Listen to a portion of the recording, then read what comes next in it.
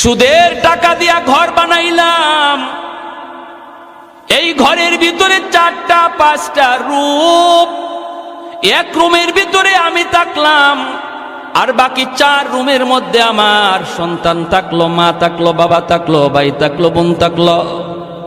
আল্লাহ পাক রব্বুল আলামিন এই 5টা রুমের হিসাব আপনার কাছ থেকে একা নিব। যারা ছিল এরা ফাও ফাও ছিল, এদের কোনো হিসাব নাই, হিসাব দিবে তুমি একা। এজন্যই তো এক বড় ভাইকে ছোট ভাই বলতেছে, ভাইয়া সাবধান, ভাইয়া তুমি সুদের ব্যবসা কইরো না, সুদে টাকা আইনো না, সুদখোরের কাছে তুমি যাইও না, অল্প হলেও তুমি এর উপরে সবর করো, আল্লাহ বরকত দিয়ে দিবে। বড় ভাই কই চুপ থাক, তুই মাদ্রাসায় গেছো মাত্র, এখনই পণ্ডিতি কইরো না, এখনো কিন্তু বড় হুজুর হও নাই, চুপ কর, তুই বেশি কথা বলবি না। ছোট ভাই বলতেছে, ভাইয়া ও ভাইয়া তোমার হিসাব কিন্তু কেউ দিবে না, কেউ দিবে না, হিসাব শুধু তুমি একা একাই দেওয়া লাগবে।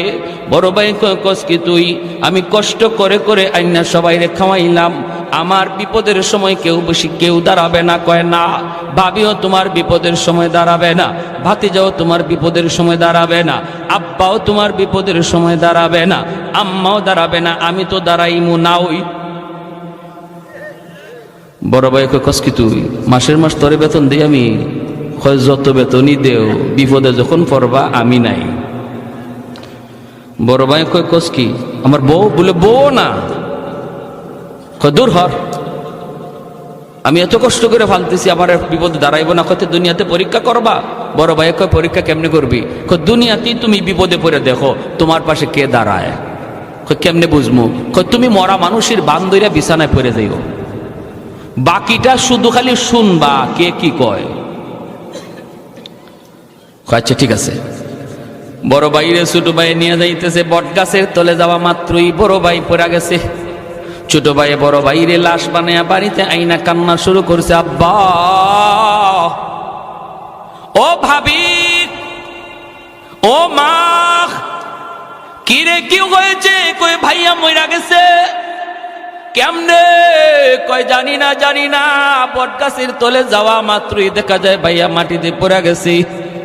ও আব্বা গো কয়ে ছোট ভাই কাঁদতেছে, বড় ভাই মরে গেছে। ভাবি আইসা স্বামীর লাশের পাশে আইসা ভাবি কাঁদতেছে, এইভাবে তার বাতি যাওয়ায় কাঁদতেছে। সবাই তো কান্দে, বাবাও কান্দে, মাও কান্দে। ওই অবস্থায় সে বলতেছে, আব্বা একটু সময় আমাকে দিবানি? কেন? কয় আমি একটু হুজুরের কাছে যাব, মুফতি সাহেবের কাছে, জিন হুজুরের কাছে যাব, যাইয়া হুজুরের কাছে একটু পানি ভরা নিয়ে আসব। আমার মনে হয় ভাইয়ার দম আটকে আছে, এটা মনে হয় কোনো জিন্নাতের কারসাজি, কারণ বট গাছের তলে ঘটনাটা ঘটছে। আমি একটু পানি ভরা নিয়ে আসি, একটা ফু নিয়ে আসি। বাবাই কইতা, বাবা তাড়াতাড়ি যা। ছোট ভাই দৌড় দিছে মাদ্রাসায়। কি আর মাদ্রাসায়, হে তো নিজেই বড় হুজুর। ঘটনা তো হেই ঘটাইছে। কিছু দূর যাইয়াই ফেরত আইছে, আব্বা ফু পায়া গেছি। মুফতি সাহেব হুজুরে এমন এক ফু আমাকে শিখাই দিছে, এমন এক তাবিজ শিখাই দিছে, এমন এক সূরা শিখাই দিছে, আমি খালি বাইয়ারে ফু দিমু আর সাথে সাথে বাইয়া জিতা হয়ে যাব। ফু দেওয়া মাত্রই বাইয়া জিন্দা হয়ে যাবে, জিন্দা, কোনো টেনশন নাই। মুফতি সাহেব কয়ে দিছে। বাবা কইতে তাড়াতাড়ি ফু দে। ছোট ভাই কয়, আব্বা ফু দিমু, তবে ফু দেওয়ার আগে একটা শর্ত কয়া দিছে হুজুরে। কয় কি শর্ত? কয় হুজুর বলছে এই ফুটা ভাইয়ারে দেওয়া মাত্রই ভাইয়া জিন্দা হয়ে দাঁড়ায় যাবে, কিন্তু ভাইয়ার গায়ে ফু দেওয়ার আগে একজন জীবিত মানুষের গায়ে ফু দেওয়া লাগবে। আর জীবিত মানুষটা ফু খাইয়া জীবিত থাকতে পারে, মারাও যাইতে পারে। এরপরে যদি ভাইয়ারে ফু দেই, ভাইয়া 100% জিন্দা হবে, বিন্দু পরিমাণ সন্দেহ নাই। ও আব্বা, আমার ভাইয়া এত কষ্ট করে সংসার চালাইল, রক্ত পানি কইরা, হালাল হারাম না বুঝা, কত কিছু কইরা তোমাদেরকে খাওয়াইতেছে, পালতেছে ভাইয়ারে জিন্দা করার জন্য। বাবা গ, তোমার শরীরে ফুটা আমি দিমুনি, তোমার গায়ে আমি ফুটা দিমুনি। তুমি ফু খাইয়া বাঁচতেও পারো, জীবিত থাকতে পারো, তবে জীবিত থাকাটার সম্ভাবনাই বেশি, মারা যাওয়ার সম্ভাবনা খুব কম। ভাইয়ারে বাঁচাইতে আব্বা তোমার গায়ে ফুটা আমি দিমুনি।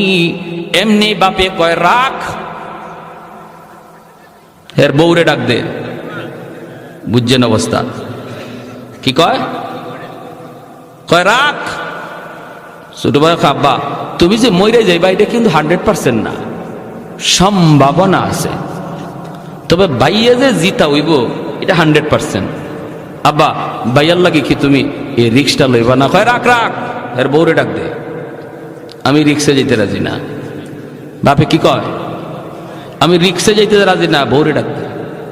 হে কানে কানে বাই মরানা জিতা, জোরে কোন না মরানা জিতা।